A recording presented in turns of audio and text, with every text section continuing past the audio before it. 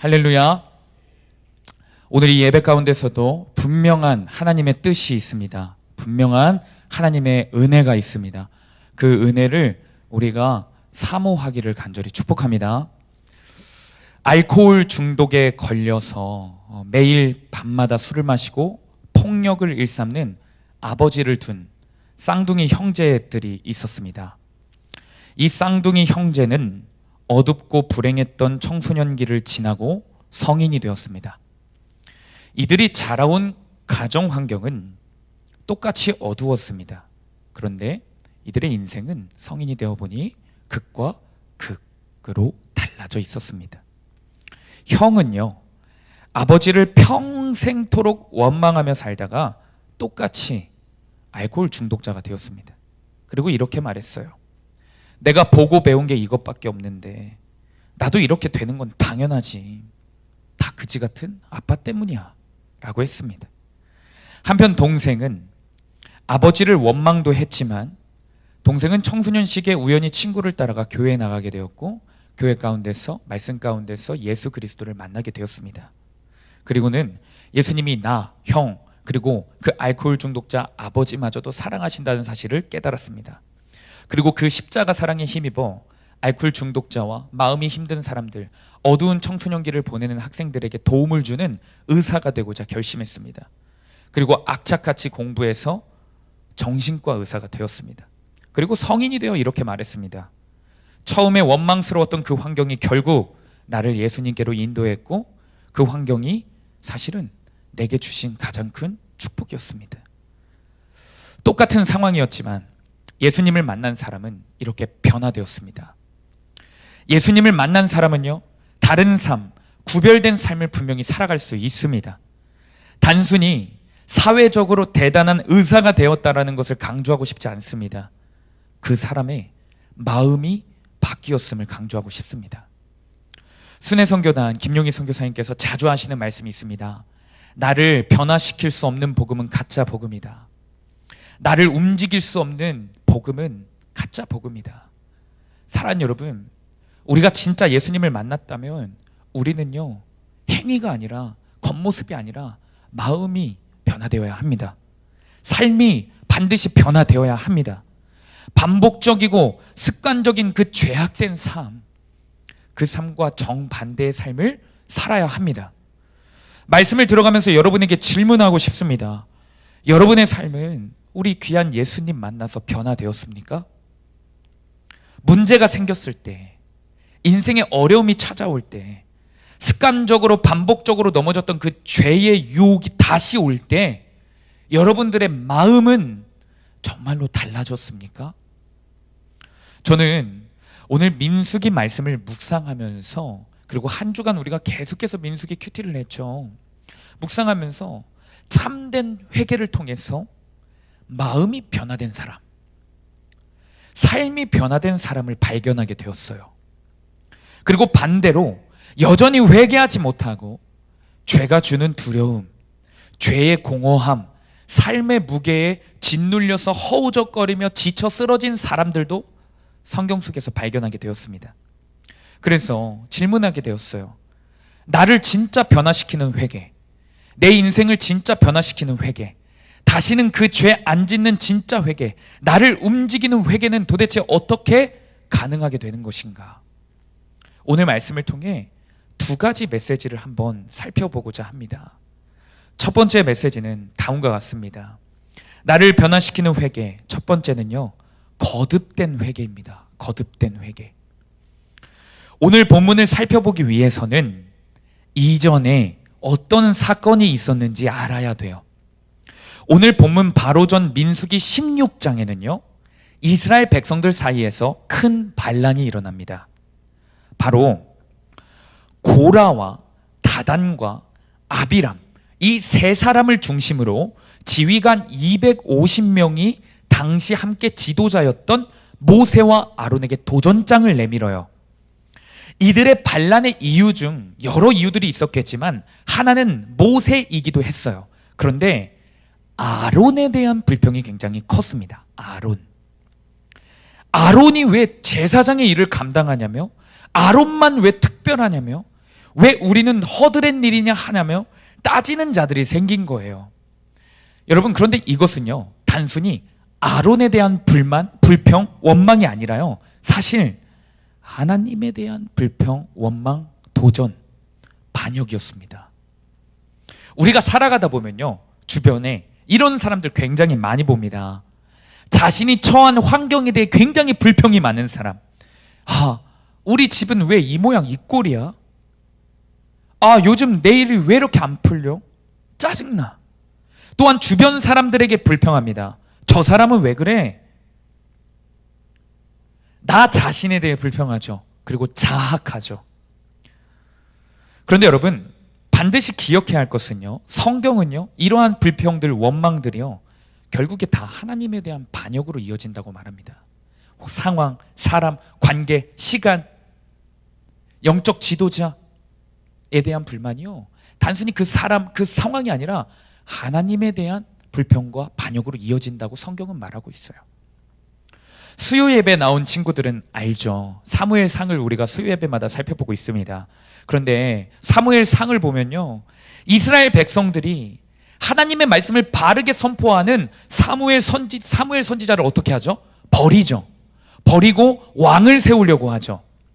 그때도 마찬가지였어요. 하나님은 이스라엘 백성들이 단순히 백성들이 사무엘을 버린다, 사무엘을 배신했다, 사무엘을 무시했다라고 하지 않아요. 저들이 나를 버리는 거다, 나를 무시하는 거다, 나를 밀어내는 거다 라고 말씀하셨습니다. 사무엘상 8장 7절 말씀을 우리 한 목소리로 한번 읽어보겠습니다.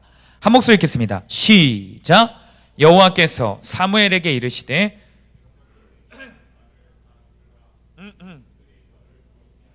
나를 버려 자기들의 왕이 되지 못하게 함이니라. 오늘 본문도 똑같은 거예요. 민수기도 똑같은 겁니다. 고라와 다단과 아비람은요, 모세와 아론을 몰아내고 자신들이 지도자가 되어 자신들 마음대로 살려고 한 거예요. 마음대로. 하나님을 자기 인생에서 몰아내고 자기 자신들 마음대로 살고 싶은 그 마음입니다. 출애굽 시대나 사사기 시대나 오늘날이나 죄의 근본은 똑같습니다. 내 마음대로 살고 싶은 거예요.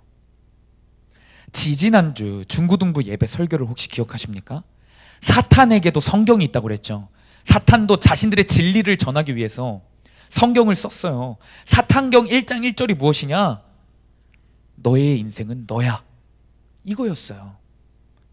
사탄이요, 저와 여러분들을 지옥으로 끌고 가게 하는 특급 전략은 무엇이냐? 너 사탄인 내 말을 들어야 돼. 너 세상 문화를 따라가야 돼. 음란해야 돼. 너 누구를 미워해야만 해. 너만 높아져야지 라고 안 해요. 그 전에 네 인생의 주인은 너야, 이렇게 얘기합니다. 그러니까 네 하고 싶은 대로 해.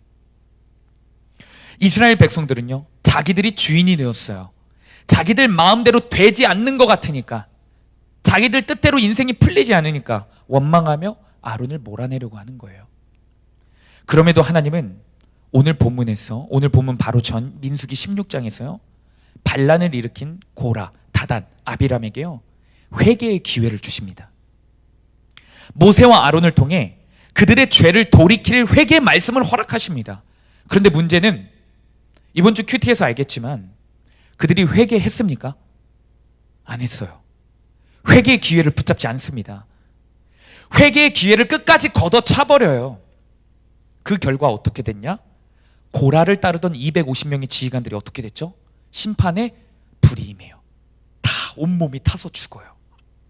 그리고 다단과 아비람은 어떻게 됐죠? 땅이 갈라져서 땅 속에 들어가요. 완전 끌려 들어가서 땅 속에 빠져 들어가서 죽습니다. 이들뿐만 아니라 그들을 따라서 반란에 동조했던 다른 수많은 무리들도 똑같았어요. 반란에 적극적으로는 아니었어도 동참했던 무리들이요, 하나님의 경고를 보고 회개했어야 됐는데 어떤 태도를 보이느냐? 모세와 아론을 죽이려고까지 해요. 그러다 결국 14,700명이나 되는 수많은 무리들이 뭐에 걸려 죽죠? 그렇죠, 전염병에 걸려서 죽습니다. 3차례 연속으로 심판받아요. 사랑하는 여러분, 하나님 말씀대로 살지 않고 순종하지 않고 하나님 말씀 그렇게 싫어하면서 내 마음대로 내가 하고 싶은 대로 사는 건요, 결과가 똑같아요. 결과는 똑같습니다. 사망이에요. 죽음입니다. 한편 연속적으로 심판이 일어나고 있는 현장이에요. 그 심판이 일어나고 있는 현장 가운데 회개의 기회를 붙잡은 자들이 있었어요. 누굽니까? 다름 아닌 모세와 아론이었습니다. 모세와 아론은요, 죽어가는 백성들 사이에서 심판이 퍼져나가고 있는 그 상황 가운데서 하나님께 바짝 엎드려서 회개의 제사를 올려드립니다. 오늘 본 바로 전에 민수기 16장 47절 말씀에 이런 말씀이 있습니다. 우리 한 목소리를 읽겠습니다. 시작. 아론이 모세의 명령을 따라 향로를 가지고 회중에게로 달려간 즉 백성 중에 연병이 시작되었다는지라. 이에 백성을 위하여 속죄하고. 아멘. 어떻게 보면 이들은요, 모세와 아론은요, 지금 죄를 지은 것 같습니까? 아니죠. 피해자죠. 그렇죠? 피해자란 말입니다.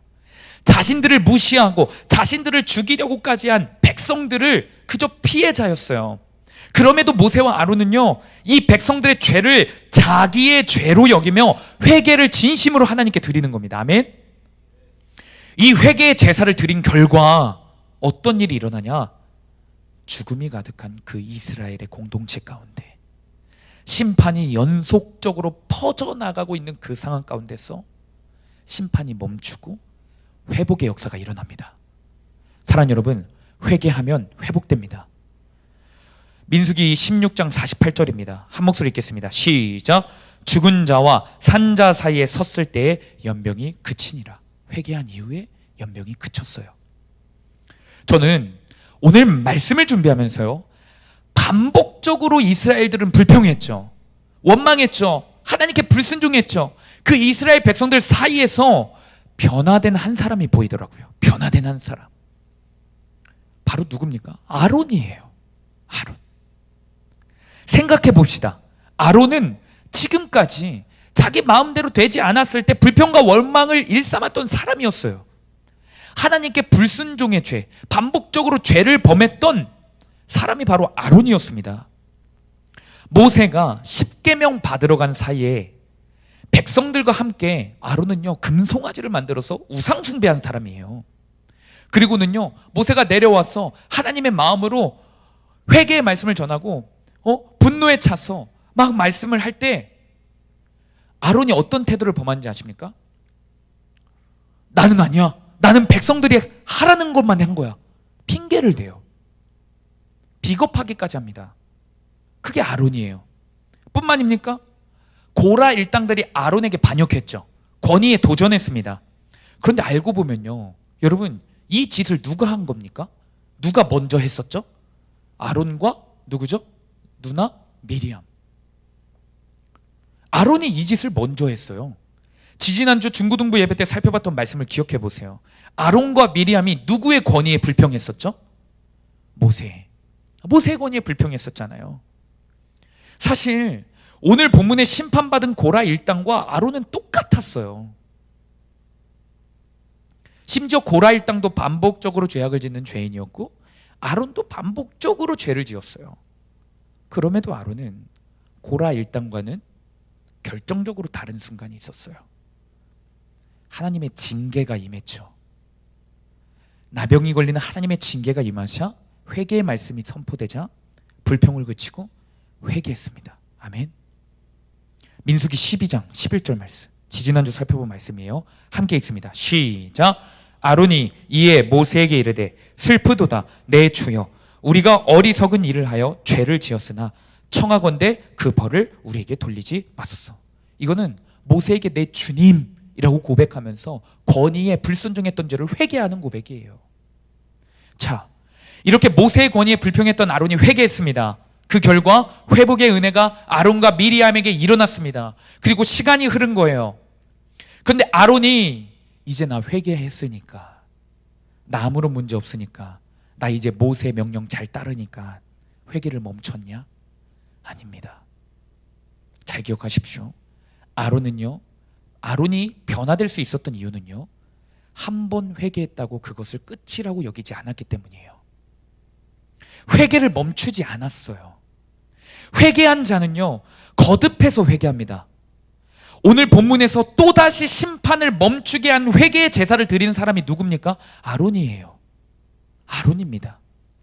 아론은요, 한 번이 아니라 반복적으로 회개하는 모범을 보였어요.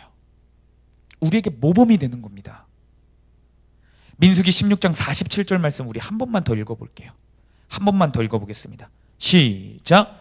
아론이 모세의 명령을 따라 향로를 가지고 회중에게로 달려간 즉 백성 중에 연병이 시작되었다는지라 이에 백성을 위하여 속죄하고. 아멘. 기독교 2000년 역사 중에요, 수많은 사람들이 가장 음란하고 가장 타락했던 시대가 어느 시대냐라고 꼽으라 한다면 어느 시대라고 말할 것 같아요, 여러분들? 지금? 그렇죠. 지금도 많이 말해요. 지금과 함께 가장 많이 말하는 시대가 언제냐면요, 중세시대예요. 중세시대. 중세시대는요, 교회는 타락했고 성직자도 타락했어요. 믿는 자들, 모든 믿는 자들이 다 타락했었습니다. 대표적인 시대예요. 거룩을 지키기 위해 일평생 기도와 말씀만 읽겠다, 기도하고 말씀만 집중하겠다 한 사람들이 수도원에 들어갔거든요. 수도원. 그런데 그 수도원에서요, 수도사들이 수도원에서 수많은 음란한 행위들을 해요. 수도원 뒷산에요, 그렇게 아기들의 시체가 많았대요. 신생아들의 시체가 많았대요. 수도원이 그렇게 타락했는데 밖에 일반 성도들의 삶은 어땠을 것 같아요? 말할 것도 없죠. 중세시대는요, 거룩이 무너지고 말씀이 무너지고 기도가 무너지고 예배가 무너진 시대예요. 이렇게 무너진 가장 결정적인 이유가 무엇인지 아십니까? 이때 그리스도인이 없었을까요? 있었어요. 목회자가 없었을까요? 있었어요. 말씀이 없었을까요? 분명히 있었어요. 그런데 이렇게 무너진 결정적인 이유는요, 참된 회개가 없어졌기 때문이에요. 이 시대의 회개는요, 교황청에서 만든, 뭘 만들었죠? 교황청에서? 면죄부. 면죄부라는 가짜 회개에 의존했어요. 이 시대는요. 개판으로 산 사람도요, 면죄부 하나만 사면 천국 간다라는 거예요. 단 한 번의 쉬운 회개입니다. 돈으로 살 수 있는 쉬운 회개예요. 그런데 이 타락한 중세 시대 가운데 하나님의 말씀을 다시 한번 초대교회로 돌아가자 하면서 바르게 말씀을 선포한 사람이 있었어요. 전사님 인스타 아이디 아시는 분? 루터였어요. 마틴 루터는 타락한 교회와 시대와 교황을 향해 성경을 근거로 95개조 반박문을 딱 제시합니다. 너희들의 신앙은 가짜야 라고 하면서 95개조의 반박문을 제시해요. 잘못하면, 한마디 잘못하면 바로 죽을 수 있는 상황이었어요. 그럼에도 믿음으로 제시합니다. 근데 여러분, 95개조 반박문 중 가장 첫 번째 반박문이 무엇인지 아십니까? 당연히 모르겠죠. 가짜 회개에 대한 돌이킴이에요. 진짜 참된 회개가 무엇인지에 대한 선포였어요. 종교개혁의 첫 시작은요, 진짜 회개였습니다. 마틴 루터가 진짜 회개를 뭐라고 표현하는지 보십시오. 첫 번째 반박문이에요. 우리 함께 한 목소리로 한번 읽어볼까요? 한 목소리로 한번 읽어보겠습니다. 시작. 예수 그리스도께서 회개하라고 말씀하셨을 때 이는 믿는 자의 삶 전체가 회개하는 삶이어야 함을 말씀하신 것이다. 4번 반박문에 이렇게 적혀 있어요. 함께 읽겠습니다. 시작. 자기 자신의 자아를 미워하는 참된 회개는 우리가 하나님 나라에 들어갈 때까지 계속되어야 한다. 아멘. 여러분, 우리의 삶은 죄인의 삶은요, 한 번의 뜨거운 회개로 죄가 끊어지지 않아요. 과거에 내가 한번 뜨겁게 회개한 것으로 절대로 만족할 수가 없는 거예요. 인간은요, 회개가 멈춰지는 순간 타락하는 거예요. 또다시 옛 자의 습관이 밀려오는 거예요. 제가 굉장히 무서운 사실 하나를 알려드릴까요? 저도 굉장히 이 말씀 강단 앞에 서면서 이 사실 때문에 너무나도 두려운 마음으로 섰어요. 지금 온 세대 제자훈련 3기를 진행하고 있습니다. 이번 주가 나의 복음을 하는 가장 중요한 주간이에요. 어제 나의 복음을 한 친구들도 있고, 심지어 방금 전에 나의 복음을 한 친구들이 여기 앉아 있어요. 말씀을 전하는 저도요, 복음학교에서 나의 복음을 해봤고, 어제도 나의 복음을 통해 회개의 고백을 했었어요. 인정하기 싫었고, 여전히 도망치고 싶었고, 원망했었지만 죄를 고백했어요. 살고 싶었어요. 끊어내고 싶었어요. 변화되고 싶어서 고백했습니다. 그런데요, 여러분, 제가 어제 했던 정말 벌벌 떨면서 했던 그 회개도요, 냉정히 과거의 회개예요. 저도요, 과거의 회개예요. 절대로 그래서 안심할 수 없는 상태가 저예요. 여러분 어떠십니까? 제자 훈련을 지금 받고 있지 않는 친구들 물어보고 싶습니다. 얼마나 오래전에 회개했습니까? 수련회입니까? 설마 그때의 회개로 지금까지 인생이 변화될 거라고 착각하고 아직도 그때의 회개로, 그때의 눈물로, 그때의 뜨거움으로 퉁치고 있지 않습니까? 제자훈련 하고 있는 친구들 간절히 축복합니다. 나의 복음이 지속되어야 합니다. 회개는요, 지속되어야 돼요. 어제보다 오늘 더 회개합니다. 어제보다 오늘도 예수님께 매달려야 돼요. 그래야 우리가 진짜 변화될 수 있는 겁니다. 우리의 회개가 과거형이 아니라 현재 진행형이 되어야, 그래야 변화될 수 있는 거예요. 도저히 끊어지지 않는 것 같은 그 죄들 있잖아요. 중독적인 죄, 변하지 않는 나의 마음, 답답한 그 나의 모습, 찌질하고 비겁하고 여전히 하나님 말씀은 죽어도 싫어하는, 가식적이고 연기하는 그 모습이요, 끊어낼 수 있는, 변화될 수 있는 유일한 비결은 또다시 회개하는 겁니다. 적용 질문입니다. 우리 한 목소리를 읽겠습니다. 시작. 반복적인 죄악에 넘어지면서 이제는 회개하기도 지친다고 스스로 포기하지는 않았습니까? 한 번의 회개가 아니라 거듭된 회개를 통해 변화되지 않을 것 같은 내 삶이 변화될 것을 믿습니까? 두 번째, 나를 변화시키는 회개는요, 죄책감이 아니라요, 두려움이 아니라요, 말씀에 집중하는 회개입니다. 아멘. 하나님께서 아론의 회개의 제사를 받으셨어요. 그런데 심판을 멈추셨습니다. 그리고 이어서 회복의 사건을 허락하세요. 회복. 그게 오늘의 본문입니다. 어떤 사건이었냐면, 이스라엘의 12지파 대표들에게 그 대표들이 갖고 있는 지팡이가 있었어요. 그 지팡이를 모세에게 다 제출하라고 합니다. 그리고 하나님이 선택하신 지도자, 하나님이 선택하신 사람의 지팡이에 싹이 나게 하는 기적을 베푸십니다. 오늘 본문 5절 말씀입니다. 우리 한 목소리 읽겠습니다. 시작. 내가 택한 자의 지팡이에는 싹이 나리니 이것으로 이스라엘 자손이 너희에게 대하여 원망하는 말을 내 앞에서 그치게 하리라. 아멘. 이 싹이 나리니라는 표현이요, 전선생님이 주석을 보니까요, 다른 구약 성경에서 하나님의 심판이 멈춰질 때, 회복이 시작될 때 사용되는 표현이더라고요. 예를 들면 노아의 홍수 심판 알죠, 여러분? 노아의 홍수 심판의 사건 가운데 홍수의 물이 그치고 물이 다 빠져나가는 표현이 이 싹이 나리니 표현이란 같은 표현이더라고요. 신기하죠? 같은 표현이에요. 하나님은요, 이제 이스라엘의 지파 중 한 사람의 지팡이에 싹이 나게 하시는 사건으로 회복하게 하겠다는 거예요, 이스라엘을.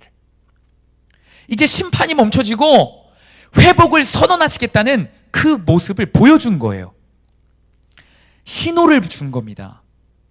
신호를 주고요, 다음 날이 되었어요. 모세에게 제출했던 그 12지파 대표들의 지팡이들 가운데요, 누구의 지팡이에 싹이 나냐? 8절에 보니까 누구의 지팡이에 싹이 납니까? 아론의 지팡이에 싹이 나요. 아론. 싹이 나는 것뿐만 아니라 살구 열매가 맺혔다고 기록되어 있어요. 하룻밤 사이에 싹이 나고 살구 열매가 났대요. 맺혔대요. 오늘 보면 8절입니다. 한 목소리 읽겠습니다. 시작. 이튿날 모세가 증거의 장막에 들어가 본즉 레위 집을 위하여 낸 아론의 지팡이에 움이 돋고 순이 나고 꽃이 피어서 살구 열매가 열렸더라. 아멘. 과학적으로 이게, 상식적으로 이게 일어날 일입니까? 여러분 심지어 생각해 보세요. 지팡이가 살아있는 나무입니까? 죽은 나무입니까? 죽어있는 거예요. 싹이 날 수가 없어요. 그런데 아론의 지팡이에 싹이 나서 열매까지 맺힙니다. 놀라운 기적이에요. 하나님만 하실 수 있는 기적입니다. 그런데 여러분 이것은 단순한 기적이 아니에요. 죄로 죽을 수밖에 없는 이스라엘, 반복적으로 습관적으로 죄를 지을 수밖에 없는 그 이스라엘을 향해 이미 심판받아 죽어있는 그 지팡이 같은, 죽어있는 나무인 지팡이 같은 그 백성들에게 다시 한번 내가 생명을 허락하겠다, 다시 한번 내가 구원을 베푸겠다, 회복을 허락하시겠다라는 약속입니다. 아멘. 자, 그런데 문제가 생겨요. 이 귀한 구원의 약속, 회복의 약속을요, 이스라엘 백성들이요, 아멘, 여러분들처럼 아멘 하고 기도하고 회개할까요? 아니에요. 이 회복의 말씀을요 오해합니다. 오해해요. 어떻게 오해하냐면 아론의 지팡이에만 기적이 일어났잖아요. 그쵸? 다른 지파들 대표들의 지팡이에는 싹이 안 났어요. 아론의 지팡이에만 싹이 났습니다. 그래서 이거를 어떻게 해석하냐, 아론만 살려주고 이제 우리는 다 죽겠구나, 한 사람도 빠짐없이 우리는 이제 죽겠구나, 이런 메시지를 오해하는 거예요. 그래서 극심한 두려움에 빠지기 시작해요. 오늘 본문 12절 13절이 그들의 두려움이 고백된 장면입니다. 한 목소리 읽겠습니다. 시작. 이스라엘 자손이 모세에게 말하여 이르되 보소서 우리는 죽게 되었나이다, 망하게 되었나이다, 다 망하게 되었나이다. 가까이 나아가는 자 곧 여호와의 성막에 가까이 나가는 자마다 다 죽사오니 우리가 다 망하여 하리이까. 여러분 이들이 왜 하나님이 회복을 선언하신 건데 오해했을까요? 생각해 보세요. 이들이 왜 여전히 기회를 주시고 사랑을 베푸시는 하나님을 왜 오해했을까요? 그 이유는 하나입니다. 하나님의 말씀에 주목한 게 아니라, 하나님 말씀을 바라본 게 아니라 자신들의 죄책감, 자신들의 두려움, 자신들이 경험했던 그 심판과 같은 삶, 상황에만 집중했기 때문이에요. 오늘 본문 전에 기록된 16장 말씀에 기록된 고라 일당들이 연속적으로 심판받아 죽었다고 그랬죠. 불로 심판받고 땅이 갈라져 심판받고 전염병으로 죽은 그 심판의 사건, 상황만 집중했기 때문이에요. 오늘 본문 10절에는요 하나님이 분명히 이렇게 말씀하셨어요. 아론의 지팡이에 싹이 나게 하는 이 사건은 아론을 통해 너희의 원망을 그치게 하고 너희가 죽지 않게 하려 함이니라. 너희를 살리는 사건이야 라고 하나님이 직접 말씀하세요. 10절입니다. 우리 한 목소리 읽겠습니다. 시작. 여호와께서 또 모세에게 이르시되 아론의 지팡이는 증거궤 앞으로 도로 가져다가 거기 간직하여 반역한 자에 대한 표징이 되게 하여 그들로 내게 대한 원망을 그치고 죽지 않게 할지니라. 살리겠다라는 거예요.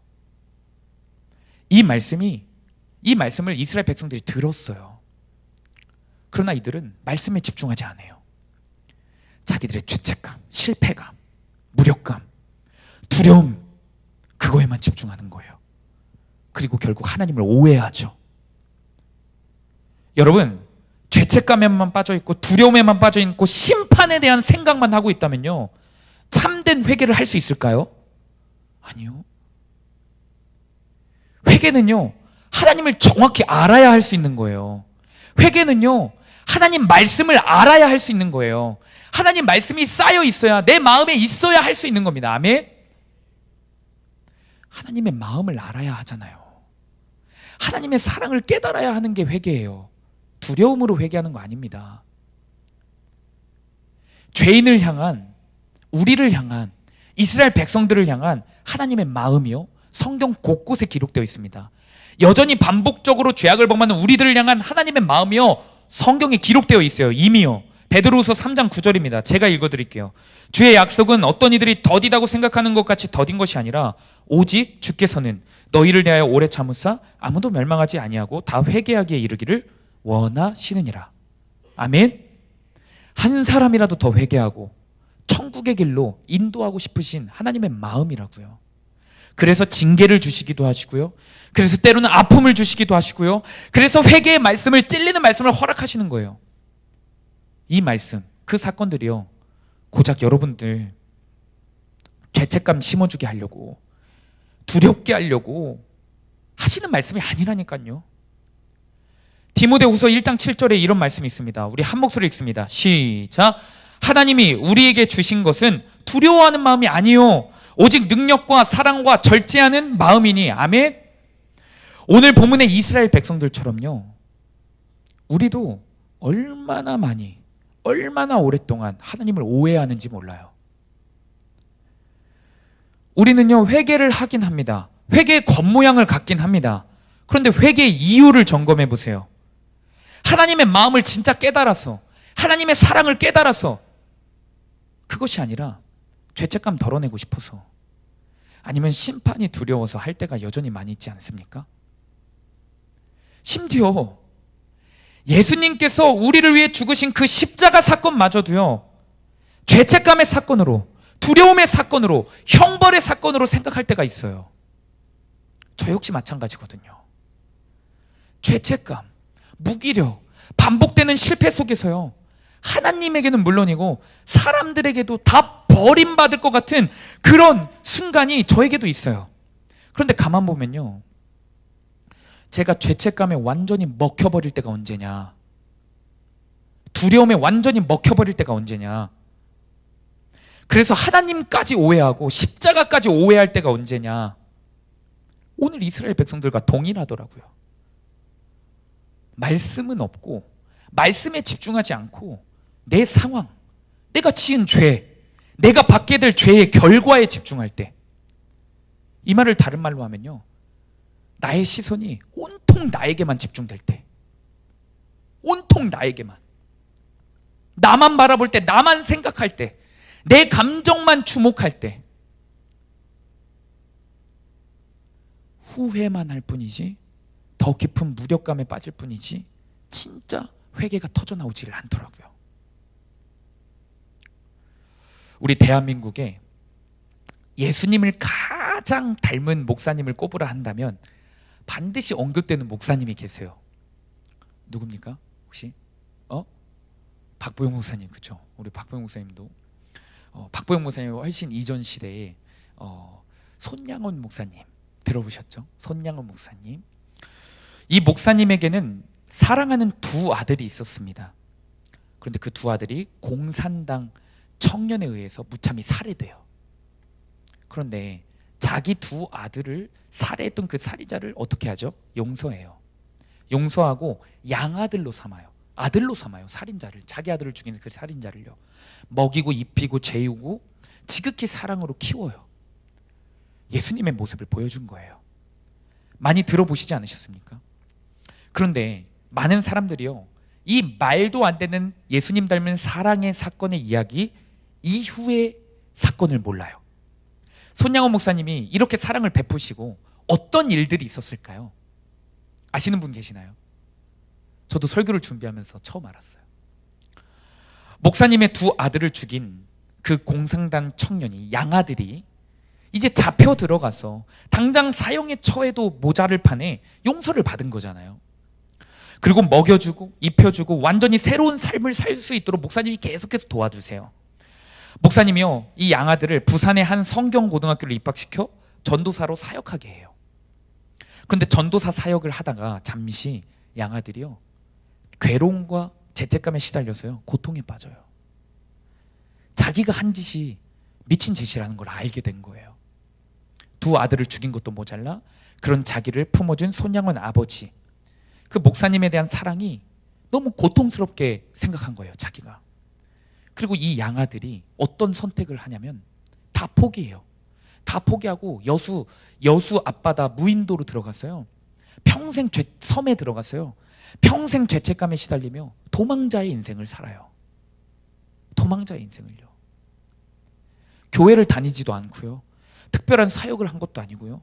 나중에 결혼을 하게 됐는데, 결혼을 하게 된 아내와 아들놈이 있었는데 그 아들에게도 평생을 속여요. 자기의 삶을. 혼자서 그 죄를 벌벌벌 떨면서 그 죄를 감추고 무거운 짐을 짊어지고 산 거예요. 너무 안타깝지 않습니까? 이 양아들의 죄는요, 이미 용서받았어요. 손양원 목사님이요, 용서하신 이유가요, 너 평생 죄책감 갖고 살아, 이 목적으로 용서하신 걸까요? 절대 아니에요. 새 삶을 허락하시기 위해서, 사랑하기 때문에 용서한 겁니다. 하나님도 마찬가지예요. 우리가 평생 십자가 보면서 죄책감 갖고 살라고 두려워하라고 십자가에서 하나뿐인 아들 예수를 죽인 게 아니에요. 물론 여러분, 죄책감과 두려움은요, 회개할 때, 진짜 회개할 때 첫 발걸음으로 반드시 필요한 단계예요. 그러나 하나님은 우리가 죄책감에 시달려서 짓눌리고 무거워서 완전히 지쳐 쓰러지기를 원하시진 않으세요. 아멘? 그런데 여러분, 참 이렇게 안타까운 인생을 살았잖아요. 손양호 목사님 양아들이요. 그런데 이 양아들에게도 아들놈이 있었어요. 그 아들의 이름이 안경선 씨였어요. 안경선. 안경선 씨는요, 자라오면서 단 한 번도 자기 아버지가 살인자였고 하나님의 용서, 하나님의 사랑을 받았다, 이런 대단한 이야기를 들어본 적도 없어요. 교회를 다니지도 않았어요. 그런데 이 안경선 씨의 삶에 놀라운 일이 벌어져요. 어느 날 교회에 따라 나가게 되었어요. 손양한 목사님의 사랑의 이야기를 듣게 됩니다. 거기서 그는 완전히 하나님의 사랑과 은혜를 경험하게 됩니다. 자기도 이제 그 손양한 목사님 사랑의 이야기에 완전히 꽂혀버린 거예요. 예수님의 사랑이 느껴버린 거예요. 그래서 목사님처럼 살고 싶다라는 결단을 하게 돼요. 그러다 우여곡절 끝에 신학교에 가게 되었어요. 그런 와중에 아버지가, 그 손양원 목사님의 양아들이 지병으로 앓다가 죽어요. 장례식장에서 손양원 목사님의 가족들이 찾아왔습니다. 근데 이야기를 나누다가 어떤 책을, 그 손양원 목사님에 대한 기록이 담겨있는 그 책을 줬는데, 그 책 안에 자기 아버지 이름이 있는 거예요. 아버지 이름이. 그걸 보게 된 거예요. 너무나 큰 충격에 휩싸입니다. 한 방송사 인터뷰를 보니까요, 죄책감과 자괴감에 사로잡혀서 그 양아들의 아들, 그분도 신학교에서 뛰쳐나왔대요. 그런데 죄책감과 두려움에 빠져 살다가, 그렇게 죄책감과 두려움에 빠져 살다가 병에 걸렸어요. 이분도. 그런데 그때 예수님이 찾아오셨대요. 그때 예수님을 진짜 인격적으로 만났대요. 예수님을 인격적으로 만나자 손양원 목사님이 자기 자신의 아버지를 용서한 것은 그렇게 죄책감 갖고 평생 고통 속에서 빠져 살라고 용서한 게 아니라는 걸 깨달았어요. 자기 자신 역시 예수님의 용서를 받은 죄인인데 죄책감이 아니라 이제는 예수님의 기쁨이 되기 위해서 살아야겠다, 이 마음을 먹게 돼요. 그래서 다시 목회자의 길을 걷습니다, 이분이. 그리고 지금은요, 세계에서 가장 가난한 나라 중 하나인 부룬디라는 나라가 있대요. 부룬디라는 나라에서 손양원 목사님의 삶을 닮아서 한센병 걸린 그 사람들을 위해서 선교하고 있어요. 아프리카에서. 저 이야기를 들으면서 어쩜 이렇게 다른 삶을 살았을까, 안타까움이 있었어요. 똑같은 죄인이어도 하나님의 마음을 깨달아 죄책감과 두려움이 아니라 참된 회개로 인생이 변화된 사람이 있어요. 그러나 반면에 하나님의 마음, 하나님의 사랑을 오해하고요, 나의 감정, 나의 상황, 나의 실패감에 빠져 그저 절망 가운데 사는 사람이 있습니다. 여기 있는 모두, 우리 모두는 죄인입니다. 인정하시죠? 심지어 반복적으로 죄를 짓죠. 습관적으로 죄를 짓죠. 근데 예수님이 그런 우리를 위해 죽으신 이유는 하나입니다. 우리에게 새로운 삶을 허락하시기 위해서입니다. 나만을 위한 삶이 아니라 이제는 저 천국을 바라보며 나를 위해 죽으신 그 예수님을 위해 살도록 그 삶을 열어주신 겁니다. 예수님이 십자가에서 죽으신 이유를요, 바울이 이렇게 기록해요. 고린도후서 5장 15절 말씀입니다. 15절 말씀만 읽겠습니다. 한 목소리로 읽어보겠습니다. 시작. 그가 모든 사람을 대신하여 죽으심은 살아있는 자들로 하여금 다시는 그들 자신을 위하여 살지 않고 오직 그들을 대신하여 죽었다가 다시 살아나신 이를 위하여 살게 하려 함이라. 아멘. 간절히 소망합니다.